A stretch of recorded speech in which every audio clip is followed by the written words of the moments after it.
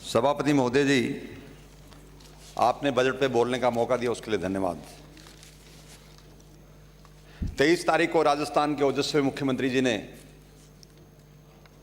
जो बजट पेश किया है 2022-23 का, निश्चित तौर पे किस राज व्यवस्था को चलाने की दिशा में जो मजबूत कदम होने चाहिए वो राजस्थान के मुख्यमंत्री जी ने करके दिखाए हैं। कोई कल्पना भी नहीं कर सकता था कि ऐसा बजट और हर क्षेत्र में डेवलपमेंट की बात करना और हर क्षेत्र का ध्यान रखना, चाहे देश की चाहे राजस्थान की इंफ्रास्ट्रक्चर की बात हो, राजस्थान की मूलभूत सुविधाओं की बात हो, मानवता की बात हो, शिक्षा के क्षेत्र की बात हो, हर पहलू पे बड़े गौर से राजस्थान के मुख्यमंत्री जी ने ध्यान दिया है और जो बजट पेश किया है निश्चित तौर पे इसकी सराहना करनी चाहिए। मैं अभी भाषण सुनना था भारतीय जनता पार्टी के प्रदेश अध्यक्ष जी का, बड़े विस्तार से बड़े ज्ञानवर्धक भाषण उन्होंने दिया। और 2 दिन पहले जब ये बजट पे चर्चा हो रही थी, इस सदन के माननीय चूरू से आने वाले विधायक श्री राजेंद्र राठौड़ भी बोल रहे थे, मैंने भाषण भी सुना और बड़ा लंबा चौड़ा भाषण बजट पे उन्होंने दिया। मैं ये उम्मीद कर रहा था राठौड़ साहब से कि स्टेट के डेवलपमेंट की बात करेंगे और इस बजट की प्रशंसा करेंगे। प्रशंसा तो करना चाह रहे थे लेकिन पॉलिटिकल मजबूरी है पार्टी की, बोल सकते नहीं है क्योंकि ऊपर की हाईकमान का आदेश है कि आपको बजट का विरोध करना है। प्रजातंत्र में विरोध करना और सराहना करना एक प्रजातंत्र का हिस्सा है, लेकिन वास्तव में जो सही बात है और जो धरातल पे चीज उतरी है उसकी तारीफ विपक्ष को भी करनी चाहिए, पक्ष भी करनी चाहिए। हम लोग भी अगर ये अच्छा काम करते हैं उसकी हम लोग तारीफ करते हैं। माननीय सभापति महोदय, मैं आपके निवेदन करना चाह रहा हूं कि कोविड-19 की जो परिस्थितियां थी उसके दौरान सरकार को आर्थिक तौर पे, समाज को सामाजिक तौर पे सरकार का नुकसान हुआ। 2 साल के कोरोना काल के बाद जो हमें राजस्व प्राप्ति में जो कमी हुई उसके बावजूद भी हमने वैट में 6 से 7 रुपए की हमने छूट दी। करीब 7,000 करोड़ का नुकसान हर साल सरकार को झेलना पड़ा, उसके बावजूद भी हमने स्टेट राजस्थान की जनता का ख्याल रखा। मैं आपसे निवेदन करना चाह रहा हूं सभापति महोदय, 2021 और 22 में करीब 1,000 करोड़ और 22-23 में लगभग 3,000 करोड़ की कमी केंद्र सरकार से जो सहायता मिल रही थी उसमें कमी आई है। अभी कह रहे थे प्रदेश अध्यक्ष, बीजेपी के प्रदेश अध्यक्ष, कि 12% हमने अलग से दिया है। मैं आपको याद कराना चाहूंगा कि 2020 का जो बजट था, आप ही की सरकार की फाइनेंस मिनिस्टर ने जब बजट पेश किया कोरोना को देखते हुए 35,000 करोड़ का प्रावधान आपने किया था, 35,000 करोड़ का। पता नहीं वो पैसा कहां गया। और हिंदुस्तान की जनता वैक्सीन के लिए त्राही कर रही थी और वैक्सीन की व्यवस्था नहीं थी। आपने वैक्सीन के को मापदंड मान के 35,000 करोड़ की व्यवस्था की, जबकि राजस्थान सरकार ने आपकी तरफ से वैक्सीन का पैसा नहीं आया। हमारे एमएलएज ने, हमारे मुख्यमंत्री ने 1,500 करोड़ की व्यवस्था करके सीरम इंस्टीट्यूट को भिजवाया ताकि राजस्थान में टीकाकरण की शुरुआत हो सके। और जो बेहतरीन प्रबंधन जो राजस्थान सरकार का था वो प्रबंधन ऐतिहासिक प्रबंध था, लेकिन आपकी मजबूरी थी, आप बोल नहीं सकते थे। आप जिस तरीके का वातावरण देश में जो पैदा हो गया है वो स्थिति भी आपके सामने है। मैं आपसे निवेदन करना चाहूंगा सभापति महोदय कि कोविड की वजह से सरकार ने सभी वर्गों का ख्याल रखा और करीब इस बजट में 15,000 करोड़ का हमने राहत प्रदान करने की कोशिश करी है माननीय मुख्यमंत्री जी के माध्यम से। नया कर नहीं लगाया गया। ये कितनी बड़ी बात है कि चौथा बजट सरकार का और कोरोना के बावजूद भी डेवलपमेंट के लगातार काम हो रहे हैं और एक भी पैसा टैक्स का नहीं लगाया। कभी कल्पना कर सकते थे क्या? ये जादूगिरी की बात कर रहे हैं तो अशोक गहलोत ही जानते जादूगिरी क्या हो सकती। ये फाइनेंशियली मैनेजमेंट था, ये जनता के प्रति कमिटमेंट था। 70% वायदे जो जन घोषणा में हमने किए थे सरकार ने, उस पर कम से कम 80% वायदे हमने जमीनी धरातल पे उतार दिए। और मुझे लगता है ये पहली सरकार है 52 के बाद में जो 4 साल के अंदर जो मुख्यमंत्री जी ने घोषणा करी थी वो वायदे हमने पूरे किए हैं। माननीय सभापति महोदय, मैं आपके माध्यम से निवेदन करना चाह रहा हूं, इस बजट में कितनी बड़ी बात है, स्टैंप ड्यूटी भी हमने नहीं बढ़ाई गई। दिव्यांग जो हमारे साथी जो 3 पहिया 4 पहिया से स्कूटर लेते हैं बेचारे, उनको टैक्स में छूट दी गई है। 100 वर्ग का जो प्लॉट जो कमर्शियल है, चाहे वो दूसरा खाली है चाहे कमर्शियल है, उस पर भी हमने 1% के आसपास हमने छूट दी है। 10 लाख रुपए तक के वाहन पे 1% की 0% छूट हमने किया है। माननीय सभापति महोदय, मैं आपसे निवेदन करना चाह रहा हूं कि जो पैतृक संपत्ति जो गिफ्ट की बात थी, 60 साल के बुजुर्ग को 18 साल के नौजवान का, उसका भी सरकार ने ख्याल रखा है। और किसी भी टैक्स की जो प्लानिंग थी सरकार की, हमने कोई ऐसा टैक्स नहीं लगाया। और हमने हर जगह कहीं ना कहीं सरकार का लोगों का ख्याल करके हमने कमी करने की कोशिश की। एमनेस्टी योजना के तहत सारे डिपार्टमेंट्स में जो एमनेस्टी योजना हम लेके आए थे पिछली दफ़ा, और अब की बार फिर हम लोग लेके आए हैं। हमने उसमें वैट में हमने कमी करी है, स्टैम्प ड्यूटीज में हमने करी है, एक्साइज में हमने की है, मोटर व्हीकल्स में हमने की है। और ये एक्ट के अंतर्गत एमनेस्टी योजना के मैं, ये सेकंड एमनेस्टी योजना है। पिछली बार भी हमने किया था और इस साल भी हम लोग कर रहे हैं। ये ऐतिहासिक बात थी राजस्थान की सरकार के लिए। मैं आपसे निवेदन करना चाह रहा हूं सभापति महोदय, पिछले 2 वर्षों में सरकार ने जिस तरीके राजस्थान की जनता को जो संबल प्रदान किया है, वो एक तारीफ के काबिल है। अब ये तारीफ करना चाहे नहीं करना चाहिए, इनकी मर्जी है ये तारीफ, लेकिन आम जनता के साथ स्वागत कर रही है। और इन्हीं के सरकार के यूपी के मुख्यमंत्री राजस्थान की जनता से, राजस्थान के अफसरों से पूछ रहे हैं कि कैसे बजट पेश किया अशोक गहलोत साहब ने, कैसा प्रबंध किया, ये इन्हीं के मुख्यमंत्री पूछ रहे हैं। मैं आपसे निवेदन करना चाह रहा हूँ सभापति महोदय कि पहली दफा नरेगा का जो शहर में इंदिरा गांधी रोजगार गारंटी की जो शुरुआत की गई है, ये राजस्थान की सरकार से दूसरे प्रदेशों को भी शिक्षा लेना चाहिए और हिंदुस्तान में इस योजना को लागू करना चाहिए। शहर के अंदर जो रोजगार की, शहर में जो बेरोजगारों को रोजगार की दिक्कत हुई कोरोना के दौरान, हमारा रेडी चालक था, वेंडर थे, हाथ से काम करने वाले 10 कार थे, उनका ख्याल करते मुख्यमंत्री जी ने एक मानवता का पक्ष दिखाते हुए शहर के अंदर 100 दिन की रोजगार गारंटी का प्रावधान करना, ये बड़ी बात नहीं है, ये बहुत बड़ी बात है। और माननीय मुख्यमंत्री जी ने इस व्यवस्था के लिए 800 करोड़ रुपए का प्रावधान किया है। 800 करोड़ रुपए का प्रावधान किया गया शहरी रोजगार योजना के माध्यम से। और दूसरी तरफ हमारी जो नरेगा योजना है, जब 2004-05 में जब ये नरेगा योजना स्टार्ट की गई, आज मैं सदन के माध्यम से आपसे निवेदन करना चाह रहा हूं सभापति महोदय, इस देश में विपक्ष के नेता लालकृष्ण आडवाणी हुआ करते थे।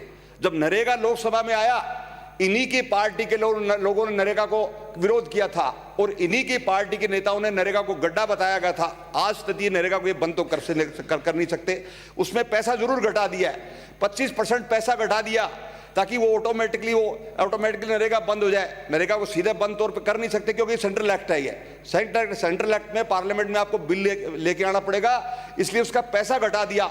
इनडायरेक्ट तौर पे इस बात की चिंता होगी कि नरेगा में काम करने वाले जो लोग हैं वो इनकी पार्टी के पक्ष के लोग नहीं है, इनको वोट नहीं करते हैं, उससे उस बात की चिंता इनको सताने में लगी हुई है। ये इसलिए नरेगा का पैसा कम कर दिया, अगर धीरे धीरे पैसा कम करके ये नरेगा की योजना को बंद करना चाह रहे हैं। लेकिन उसके बावजूद भी राजस्थान सरकार के मुख्यमंत्री जी ने नरेगा का 125 दिन किए, ये हमारे घोषणा पत्र में बात भी थी और हमने 25 दिन किया। और मैं आपसे निवेदन करना चाहूंगा कि कोरोना काल के दौरान शिक्षा के दौरान जो बच्चों का नुकसान हुआ था, उस बात को भी महसूस किया गया हमारे शिक्षा विधि ने। मुख्यमंत्री से चर्चा करी लोगों ने कि काफी बच्चे स्कूल नहीं जा पा रहे थे, स्कूल बंद थे, बच्चों का मानसिक तौर पे और सामाजिक तौर पे बच्चों का नुकसान हो रहा था, फिजिकल एक्टिविटीज नहीं हो पा रही थी।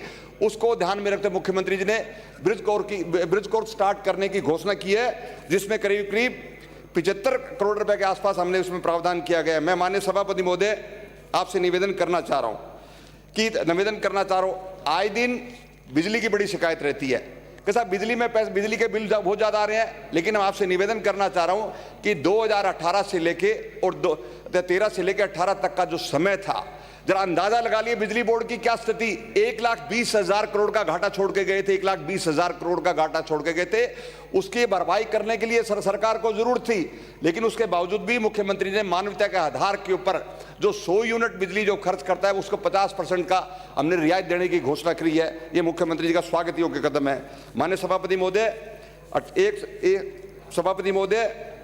100 यूनिट तक 50 यूनिट तक फ्री बिजली और इसके साथ साथ समस्त घरेलू उपभोक्ता राजस्थान के 150 यूनिट तक 3 रुपए का अनुदान, 150 से 300 तक 2 रुपए का अनुदान। इसी प्रकार 300 यूनिट तक का जो उपयोग करने वाला जो उपभोक्ता है उसको स्लैब के आधार के ऊपर सरकार उसको अनुदान देगी। और इस योजना में 4,500 करोड़ रुपए का खर्च करने का सरकार का प्रावधान है।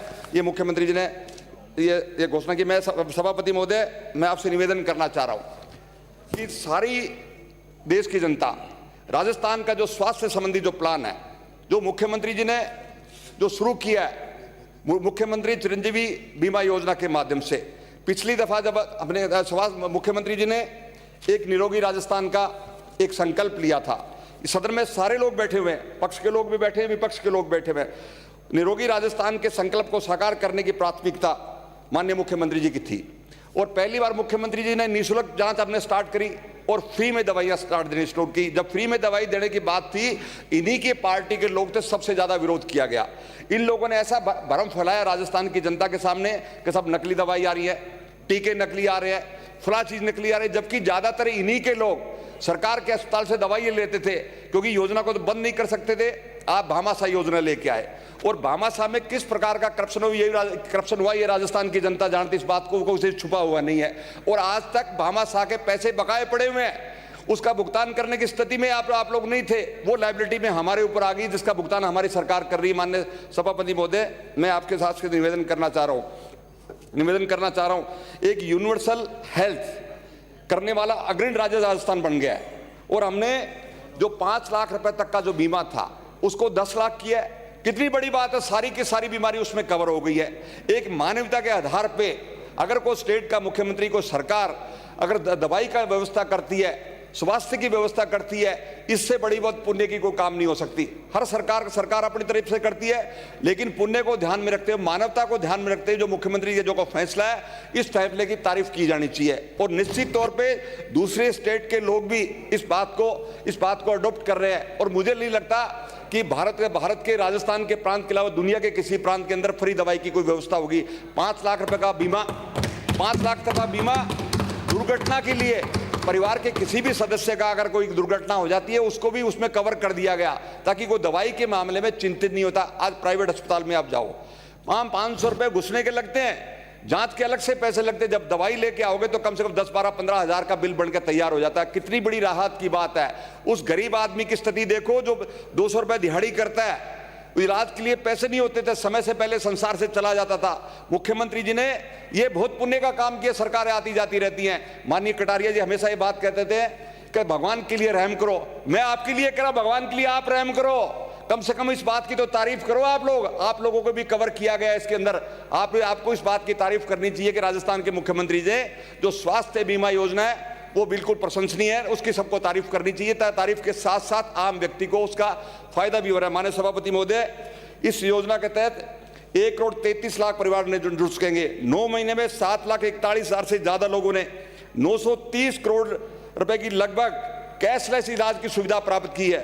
कितनी बड़ी बात है, 930 करोड़ रुपए की कैशलेस सुविधा सरकार के अस्पताल से प्राप्त की, बहुत बड़ी बात है। आगामी वर्ष में 5 से 10 लाख लोग इसमें हो जाएंगे।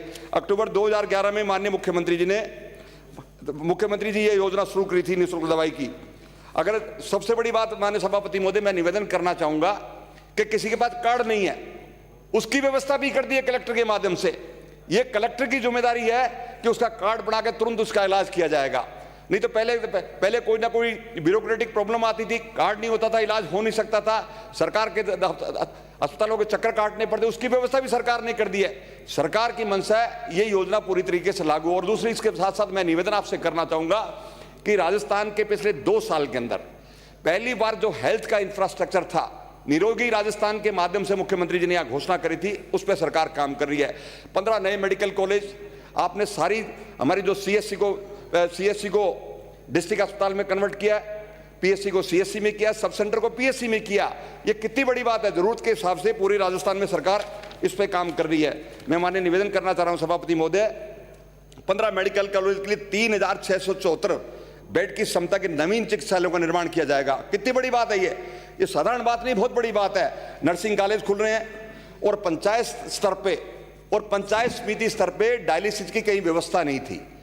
डायलिसिस की व्यवस्था पंचायत समिति पे, सीएससी पे की जा रही है, ताकि किसी को गुर्दे की किसी को बीमारी है, दूसरा डायलिसिस होना तो उसको डिस्ट्रिक्ट अस्पताल में नहीं जाना पड़े।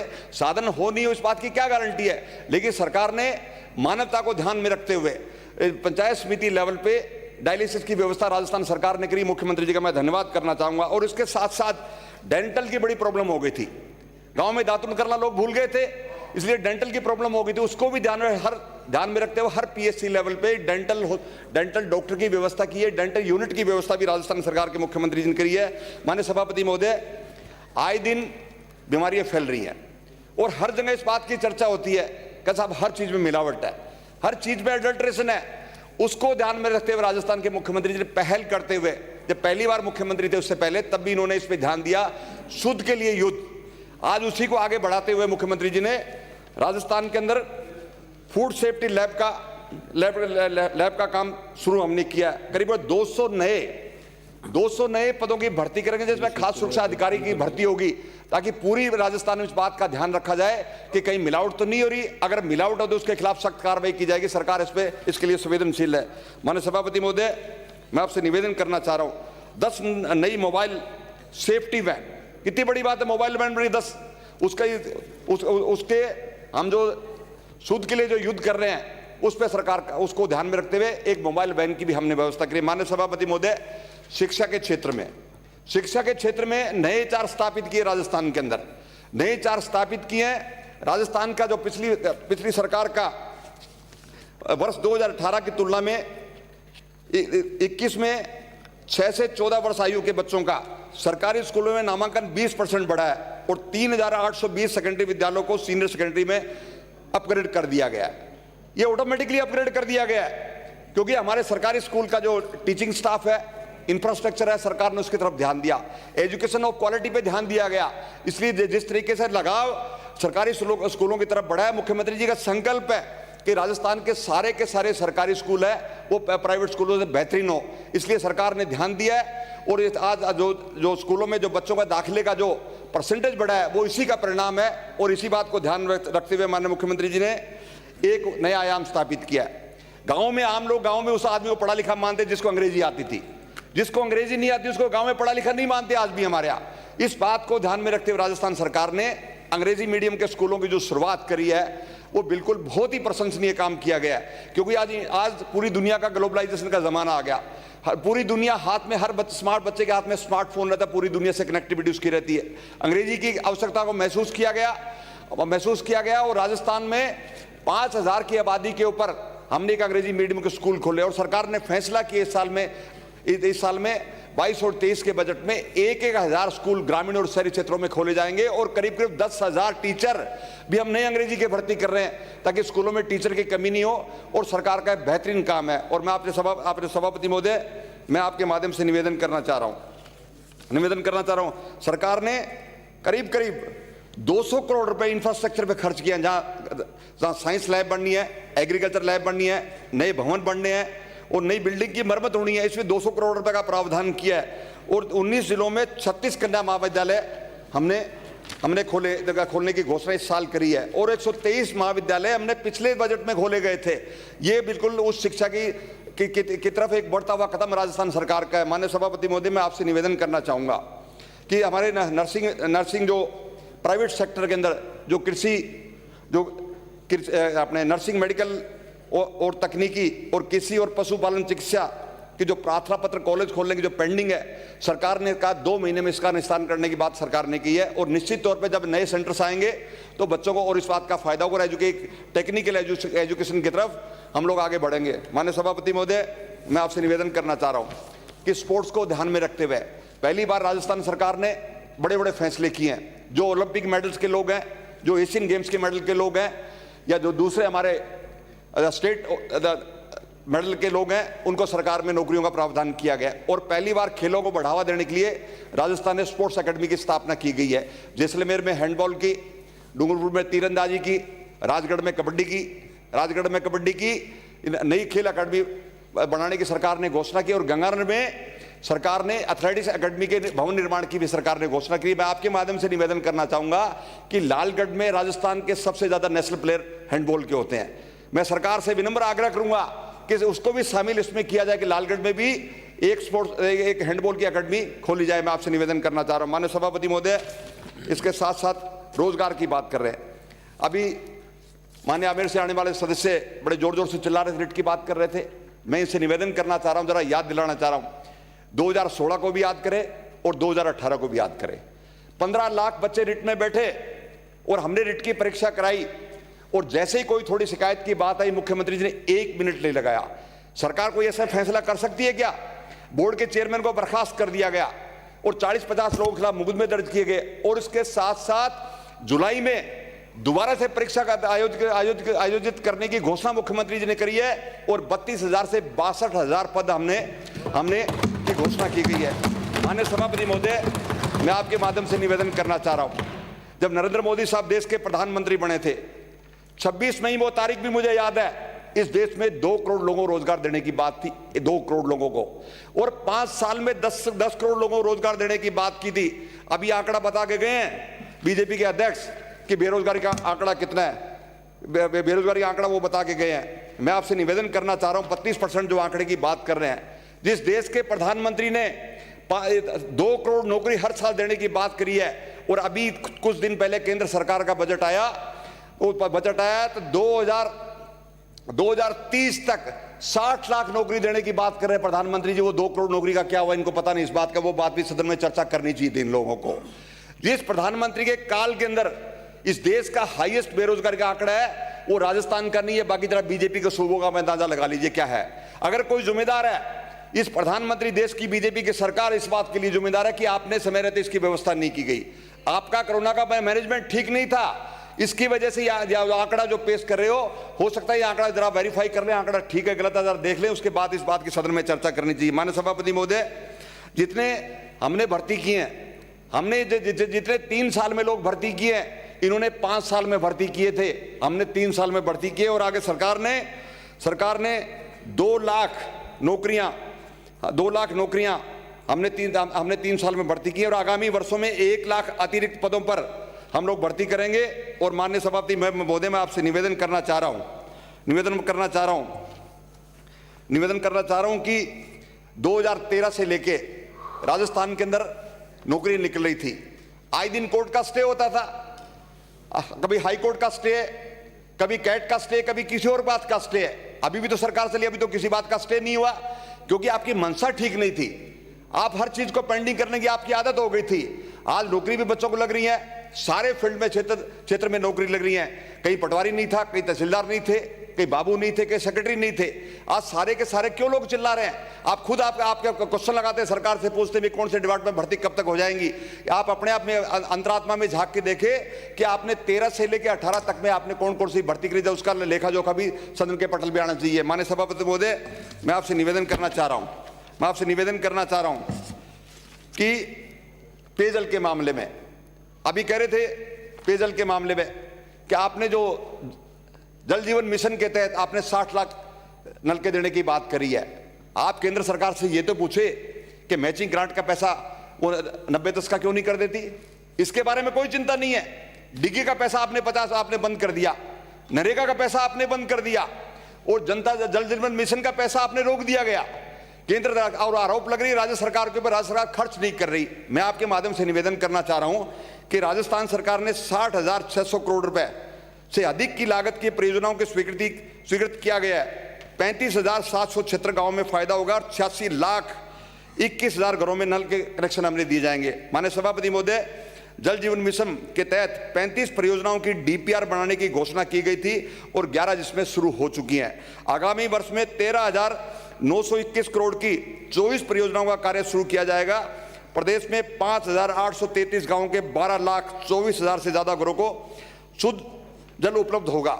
ये छोटी बात थोड़ी है, गांव-गांव में काम चल रहे हैं वाटर वर्क्स के, गांव-गांव के चल रहे हैं, लेकिन 5 साल का जरा बताएं पिछले 5 साल में इन्होंने क्या किया, जरा उसका लेखा जोखा भी सदन के पटल पर रखें। माननीय सभापति महोदय, पर्यावरण के क्षेत्र में 50 लाख हेक्टेयर जमीन को भी हमने हरियाली की सरकार ने घोषणा की, हम हरा भरा करेंगे राजस्थान के क्षेत्र में। राजस्थान में बेरोजगारी की बात करें तो 32% की।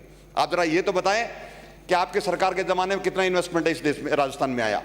हमने इन्वेस्टमेंट के लिए सरकार ने बहुत कोशिश करी, और इन्वेस्टमेंट राजस्थान 2022 के तहत राजस्थान फाउंडेशन के माध्यम से 21-22 के प्रथम चरण में 24 उपखंडों में हमने औद्योगिक क्षेत्र स्थापित करने की घोषणा करी थी। अब 32 और नए शामिल कर रहे हैं। पचपदरा बाड़मेर में 383 वर्ग kilometre petrochemical investment region PCPIR RIICO के माध्यम से 1,000 करोड़ रुपए खर्च होंगे और 1,40,000 लोगों को उसमें रोजगार उपलब्ध होंगे। राजस्थान में CISF की तर्ज पे अलग से सिक्योरिटी फोर्सेज होगी जो इंडस्ट्री का ध्यान रखेगी, और 2000 लोगों को भर्ती करने की माननीय मुख्यमंत्री जी घोषणा की है। ये स्वागत योग्य घोषणा है, इसके लिए मैं धन्यवाद मुख्यमंत्री जी का करना चाह रहा हूं। मैं माननीय सभापति महोदय, सामाजिक सुरक्षा की बात कर रहे हैं, लंबे चौड़े भाषण हो रहे थे कि राजस्थान में सामाजिक सुरक्षा कानून व्यवस्था ठीक नहीं है। मैं आपके निवेदन करना चाह रहा हूं, लखीमपुरी खीरी को भूल गए क्या? देश के होम मिनिस्टर के लड़के पे हत्या के आरोप है, चार किसानों की हत्या के आरोप है, चार किसानों की हत्या का आरोप, जिसका जवाब है इन लोगों के पास में। भट्टा परसोल की घटना इनको याद है, इस बात की भट्टा परसोल की घटना इनको याद है, व्यापम की घटना याद है मध्य प्रदेश के उन लोगों को। सारी सरकार भ्रष्टाचार में डूबी थी शिवराज सिंह चौहान की, उसका याद है इन लोगों को। देश की पूर्व स्वर्गीय सुषमा स्वराज की बेटी एमबीबीएस के गलत एडमिशन के दौरान उसमें चार्ज लगे हुए थे, उसका जवाब है इनके पास में। मैं आपसे निवेदन करना चाह रहा हूं सभापति महोदय, किसी पे पत्थर फेंकने से पहले देख ले खुद के घर भी शीशे के होते हैं, पत्थर नहीं फेंकने चाहिए। जरा अपना गिरबान के जाके इन्हीं सरकार के इसी पार्टी के लोग, इन्हीं पार्टी का जो ऑल इंडिया का अध्यक्ष है 1 लाख रुपए की रिश्वत में पकड़े गए थे, बंगारू लक्ष्मण 1 लाख रुपए की रिश्वत के अंदर पकड़े गए थे, उसका भी ये चर्चा इनको करनी चाहिए। माननीय सभापति महोदय, मैं आपके माध्यम से निवेदन करना चाह रहा हूं कि राजस्थान सरकार ने ST/ST का ख्याल रखा गया है। अलग से सदन में बिल पेश किया जा रहा है, अलग से सदन में बिल किया जा रहा है। पिछली दफा हमने 100 करोड़ रुपए की राशि हमने दी गई थी, अब की बार बढ़ा के 500 करोड़ रुपए की बिल हम लोग राशि बढ़ाने की मुख्यमंत्री जी ने घोषणा की है, स्वागत योग्य घोषणा है। माननीय सभापति महोदय, मैं आपके माध्यम से निवेदन करना चाह रहा हूं कि सामान्य श्रेणी के हमारे लोग हैं EWS के लिए, उनके लिए भी 100 करोड़ का प्रावधान किया गया हम लोगों ने, ताकि उनकी भी सोशल सिक्योरिटी हो, उसकी व्यवस्था भी की गई है। और उसके साथ साथ मैं आपसे निवेदन करूंगा कि कोरोना काल के दौरान लोग भूखे मर रहे थे। देखिए मुख्यमंत्री जी की संवेदना कि इंदिरा रसोई का शुरुआत की गई थी, इंदिरा रसोई की, और लोगों को 8 रुपए में मुफ्त खाना मिल रहा था।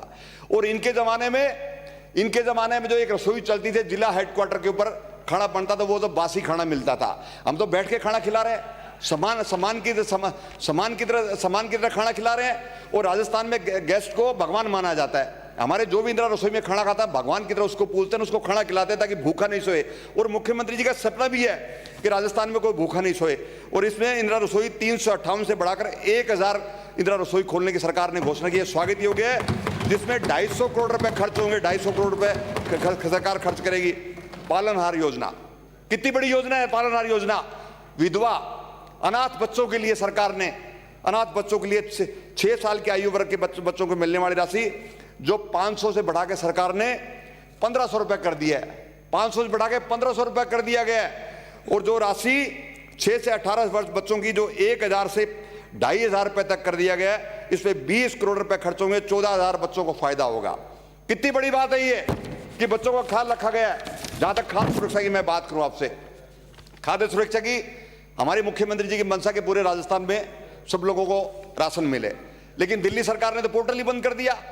और दिल्ली सरकार के अगर ये चुनाव नहीं होते 5 स्टेटों के, ये खाद्य सुरक्षा में कटौती भी करते। अगर माननीय विपक्ष के हमारे साथी चले गए, मैं निवेदन करूं आपके माध्यम से, जरा FCI का जरा सब्सिडी का भी देख ले, FCI में कितनी सब्सिडी सरकार इस साल की, वो भी जरा डेटा देख ले, उसके बाद तय करें। हमारा जो पोर्टल बंद कर दिया गया, लेकिन मुख्यमंत्री जी का धन्यवाद कि गरीबों का ख्याल रखते हुए NFSA national food security act की पात्रता की सूची में 31 जनवरी 22 तक 10 लाख नए परिवार जोड़ने की घोषणा करी है। ये बहुत बड़ी घोषणा है। कम से कम जो गरीब आदमी है, जो हाथ फैलाने में उसको दिक्कत होती है, वो अपनी इज्जत मान के लिए सरकार ने उसकी इज्जत का ख्याल रखा और उसको इसमें खाद्य सुरक्षा में नाम जोड़ने का जो फैसला किया गया मुख्यमंत्री जी, स्वागत योग्य फैसला है। माननीय सभापति महोदय, राजस्थान लंबा चौड़ा क्षेत्र हमारा, सड़कों की बहुत बड़ी दिक्कत थी, यहाँ बहुत बड़ी दिक्कत थी सड़कों के लिए। पिछले बजट घोषणा में माननीय मुख्यमंत्री जी ने 10-10 किलोमीटर सड़क देने की बात करी।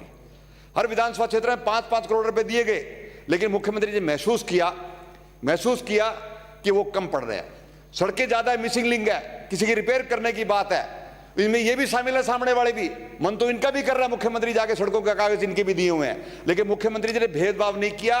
और पूरे राजस्थान की 200 विधानसभाओं के लिए, चाहे वो किसी भी राजनीतिक पार्टी की हो, 200 विधानसभाओं के मुख्यमंत्री जी ने प्रत्येक जिले में तो 3 महत्वपूर्ण सड़कों को हमने लिया मेजर रिपेयरिंग के लिए, जो 3133 करोड़ रुपए उसमें खर्च होंगे। और प्रत्येक विधानसभा में 10 करोड़ की सड़कें, ग्रामीण क्षेत्रों में 7 करोड़ की सड़कें, और 2000 करोड़ का इसमें प्रावधान किया गया। नगर परिषद, नगर पालिका और नगर निगम नगर परिषद में 25 किलोमीटर, नगर पालिका में 15 किलोमीटर और नगर निगम में 40 किलोमीटर की जो सड़कें मेजर रिपेयर है उसके लिए व्यवस्था की गई अलग से। और मैं आपसे निवेदन करूंगा, इसमें 1200 करोड़ का प्रावधान किया गया है। और स्टेट हाईवे जो 2 लेन के बनने हैं, ट्रैफिक ज्यादा हो गया, इस बात को महसूस किया गया। जो दो लेन की जो स्टेट हाईवे उसको उस पे 1200 करोड़ रुपए की सरकार खर्च करेगी, सरकार की योजना है। माननीय सभापति महोदय, मैं आपसे निवेदन करना चाह रहा हूं, कला और संस्कृति और पर्यटन की बात कर रहे थे कि पीछे हमने पहली बार इंडस्ट्री का दर्जा तो दिया पर्यटन को, और राजस्थान का सोर्स ऑफ इनकम है, मेन इनकम है सरकार की पर्यटन से, और राजस्थान को लोग पसंद भी करते हैं।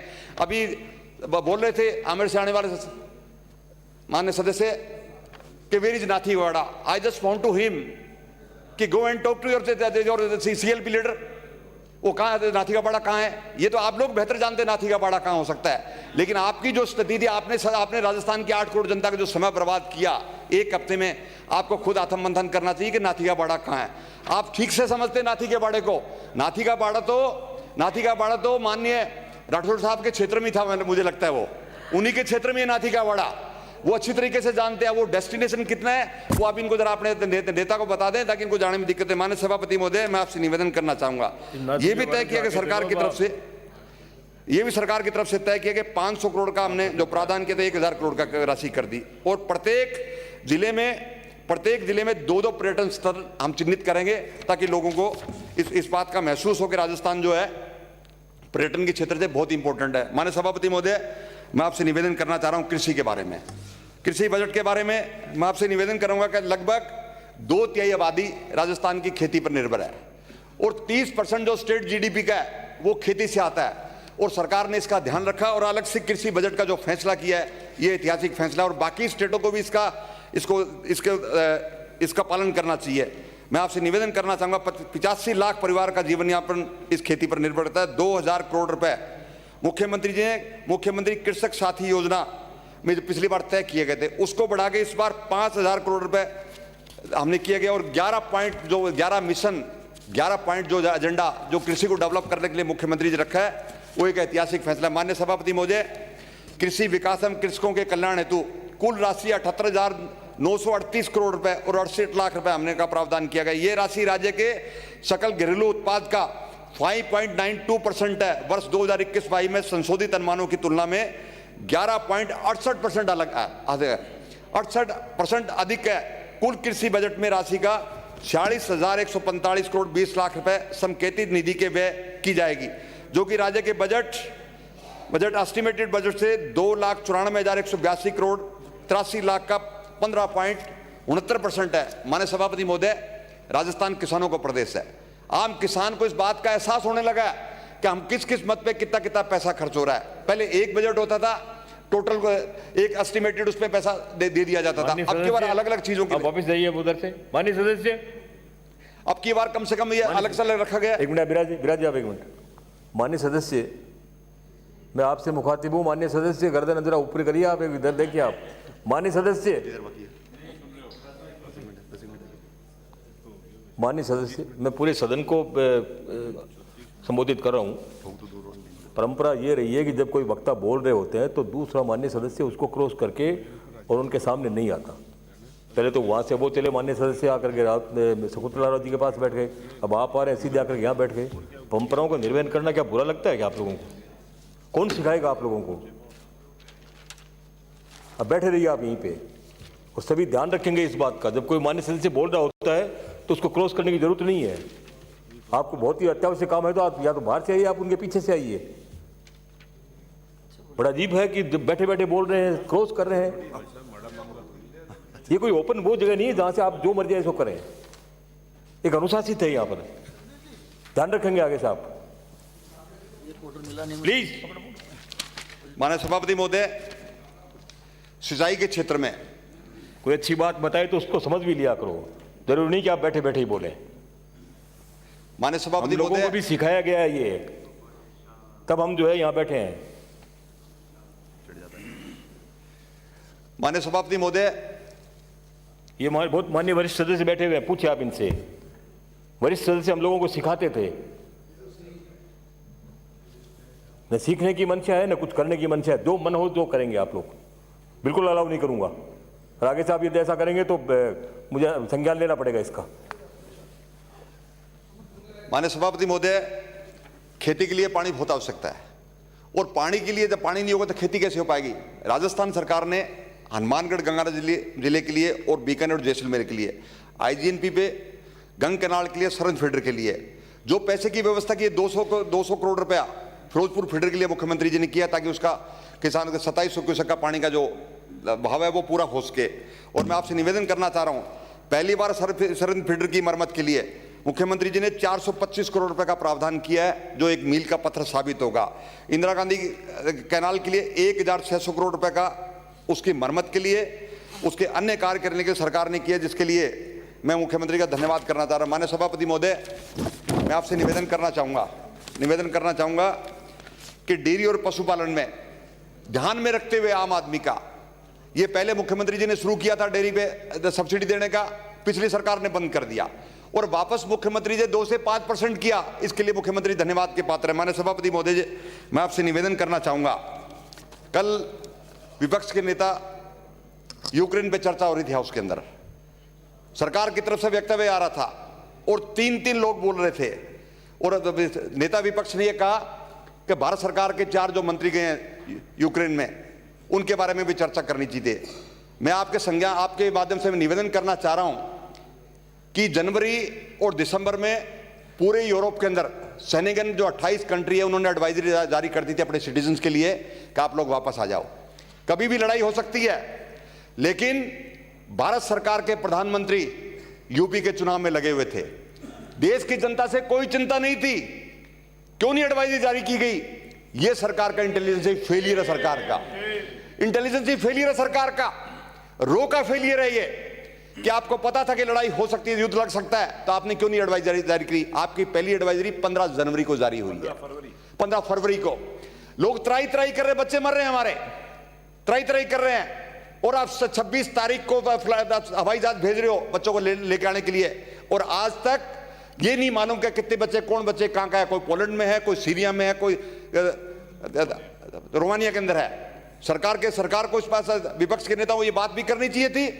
सरकार का हमारे सरकार की तरफ तो ये तो कह दिया गया कि साहब आपने उन नेताओं का नाम लेना चाहिए था, ये भारत सरकार का काम था। लेकिन मैं मुख्यमंत्री जी का और आप सब लोगों का धन्यवाद कर रहा था। आपने सदन में चर्चा तो कराई, इस विषय पर चर्चा कराने की आवश्यकता नहीं थी, ये एक्सटर्नल अफेयर मिनिस्ट्री का काम था, उनकी जिम्मेदारी बनती थी। लेकिन इस तरीके माननीय सभापति महोदय, इस तरीके सदन का समय भी जाया किया, और जो ये वक्तव्य आए थे वो वक्तव्य रिस्पॉन्सिबल वक्तव्य नहीं थे सरकार के खिलाफ जिन लोगों ने बोला वो ठीक नहीं था। सरकार की तरफ से जो व्यवस्था हो सकती थी मुख्यमंत्री जी ने व्यवस्था करी, और आज भी मुख्यमंत्री जी संवेदन है, हमारी सारे सरकार के मंत्री की और एमएलए की ड्यूटी है, वो अपने लोगों से इन टच भी है, लेकिन सरकार का इसमें फेलियर है। केंद्र सरकार को स्वीकार करनी चाहिए, ये बात मैं आपसे निवेदन कर रहा था। माननीय सभापति महोदय, यही फेलियर कोरोना के दौरान हुआ, पूरी दुनिया में कोरोना की एडवाइजरी जारी हो गई थी, और आपको आईडी ट्रम्प की आपने बात करी, आपको तो ट्रम्प के स्वागत में लगे हुए थे गुजरात के अंदर, और पूरे देश का आपने इंटरनेशनल फ्लाइट को बंद नहीं किया, और पूरे देश में कोरोना फैल गया। और समय रहते हुए आपको कांग्रेस के नेता राहुल गांधी जी ने आपसे आह्वान किया था कि हिंदुस्तान में कोरोना आ सकता है, लेकिन सरकार ने परवाह नहीं की उस बात की है। इनको चुनाव की परवाह है, इनको तो चुनाव से लेना देना, इनको कोई लेना देना नहीं है। और मध्य प्रदेश की सरकार भी आपने गिरा दी कोरोना के दौरान। और अभी जिस तरीके से जो फैसला हुआ था चुनाव आयोग का, आपने 7 फेज में चुनाव कराए हैं, क्योंकि आपने पहले 6-8 महीने से लगे हुए थे, और आपने इलेक्शन कमीशन को बंदी बना के उसको भी 6-7 फेज में आपने चुनाव कर दिए। क्या लॉ एंड ऑर्डर की प्रॉब्लम पंजाब में नहीं थी क्या? एक फेज में पंजाब में चुनाव हुआ था, यूपी के अंदर 7-7 फेज के चुनाव क्यों कर रहे हैं? आप कोरोना कहां चला गया? लेकिन माननीय सभापति महोदय, हर चीज में सियासत नहीं होनी चाहिए, कोई मानवीय दृष्टिकोण के आधार पर फैसले होने चाहिए, कोई संवैधानिक तरीके से भी फैसले होने चाहिए, ये सरकार की जिम्मेदारी बनती है। माननीय सभापति महोदय, मैं आपसे निवेदन करना चाहूंगा कि विधानसभा क्षेत्र शाहदुलशहर की 2-3 छोटी मांगे जो मैं आपके माध्यम से मैं सरकार से निवेदन करना चाह रहा हूं कि सरकार ने हमारे यहां किसानों के मामले की बहुत बड़ी समस्या है, फसलें खराब हो गई, खेत में पानी नहीं था, और किसान पे मामला चढ़ गया है। सरकार से मैं विनम्र निवेदन करना चाहूंगा कि या तो सरकार मामला माफ करे या उनका इंटरेस्ट माफ करे। और दूसरा निवेदन मेरा आपके माध्यम से यह है कि हमारे भाखड़ा के क्षेत्र में पिछली सरकार ने एक भी खाड़ा नहीं बनाया। और मेन सोर्स है पानी किसान का, वो खाड़ी भाखड़ा के बढ़ने चाहिए ताकि किसान अपनी व्यवस्था करे। और दूसरा मैं आपसे निवेदन करना चाह रहा हूं कि बार बार कानून व्यवस्था की बात कर रहे थे और एक लूणगंज से आने वाले सांसद ने, सदस्य ने माननीय मुख्यमंत्री जी प्रहार किया कि 8 बजे के बाद में शराब के ठेके खुले रहते हैं। आप याद करो 2018 का समय कि राजस्थान में गंगानगर उत्तर भारत की सबसे बड़ी नशे की मंडी थी, आपकी सरकार थी। और पूरे राजस्थान में इस कहावत का चलन था कि आप 8 PM आफ्टर नो CM, ये कहावत ही आपके राज के अंदर थी। आज वो नशे की बात कर रहे हैं, आज वो इस तरह की बात कर रहे हैं। कोई आरोप लगाने से पहले तथ्यहीन आरोप नहीं लगाने चाहिए। इस बात को महसूस करें कि सरकार ने 2013 से 18 के दौरान राजस्थान में क्या हालात थे शराब के ठोकों की, किस तरीके से गली गली में शराब बिक रही थी, और कम से कम कंट्रोल तो किया हमारे मुख्यमंत्री जी ने। हमने पब्लिकली उसको क्रिटिसाइज तो किया। इसलिए सभापति महोदय मैं आपसे निवेदन करना चाह रहा हूं कि सरकार इस पे थोड़ा, सरकार जिस तरीके के आरोप लगा रहे हैं इनको इस बात का मंथन करना चाहिए। और सुशासन की जहां तक बात है, पहली बार कल्याण सैनिकों के लिए कल्याण भवन की स्थापना जयपुर में हो रही है। 20 करोड़ की लागत से बनेगा सैनिकों के लिए, और यही सैनिकों की हम लोग रिस्पेक्ट करते हैं, वो देश के लिए लड़ते हैं। और मैं आपको निवेदन करना चाह रहा हूं, रेवाड़ी की एक रैली के अंदर माननीय प्रधानमंत्री जी ने 1 रैंक 1 पेंशन की बात करी थी भूतपूर्व सैनिकों के लिए। एक तरफ तो कल्याण भवन बन रहा है सैनिकों की समस्याओं के लिए, और दूसरी तरफ 1 रैंक 1 पेंशन की बात करते हुए उसको भूल गए। और जो विजय चौक है जहां शहीद स्मारक था, जब शहीद ज्योति जलती थी, उसको शिफ्ट कर दिया गया। 1971 की याद में, शहीदों की याद में वो ज्योति जलती थी, उसको वार मेमोरियल में शिफ्ट कर दिया गया। एक तरफ तो ये सरकार जो सैनिकों की झूठी बात करती है, और दूसरी तरफ राजस्थान सरकार ने सैनिकों के लिए अलग से भवन का निर्माण भी किया है। ये बड़ी बात है और हम पूरे सैनिकों का पूरा सम्मान करते हैं। माननीय सभापति महोदय, आपसे मैं निवेदन करना चाहूंगा, इसके साथ साथ 7वां पे कमीशन, हमने 7वां पे कमीशन लागू करने की घोषणा करी है। और जो पेंशन योजना है जिसका सारे देश में स्वागत हो रहा है, 1 जनवरी 2004 से जो स्वागत है वो स्वागत योग्य कदम है। 60 लाख परिवारों को इसका फायदा होगा। और मुख्यमंत्री को लोग दुआ दे रहे हैं मुख्यमंत्री जी को कि ऐसा फैसला किया है। बुढ़ापे में जिन सरकारी जो रिटायर कर्मचारियों को जो दुर्दशा होती, कम से कम मुख्यमंत्री ने उस दुर्दशा से बचाया लोगों को, दुआएं दे रहे हैं। इनके पास में क्रिटिसाइज करने के लिए कोई रास्ता नहीं है, उसका कोई जवाब नहीं इस बात का। इसलिए माननीय सभापति महोदय, मैं आपसे निवेदन करना चाह रहा हूं कि मुख्यमंत्री जी ने जो फैसला किया है वो बेहतरीन फैसला। और इसके साथ साथ हमारे जो नगर पालिका के जो पार्षद है, पंचायत समिति के डायरेक्टर, उनको भी 20% हमने मानदेय बढ़ाया, उनकी भी इज्जत की गई है। उनको आज तक कोई नहीं पूछता था, उनकी भी इज्जत की गई मुख्यमंत्री जी ने। उसके लिए मैं मुख्यमंत्री जी का धन्यवाद करना चाह रहा हूं। माननीय सभापति महोदय कि हमारे लोकतंत्र का चौथा स्तंभ जो मीडिया है, उसकी कोई परवाह नहीं करता।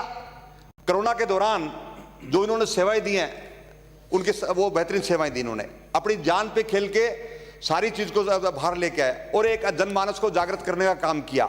मुख्यमंत्री जी ने 50 लाख तक की सहायता प्रदान करने की घोषणा करी थी 21-22 में। अब उसमें गैर अधिस्वीकृत पत्रकारों को भी इसमें शामिल कर लिया गया है।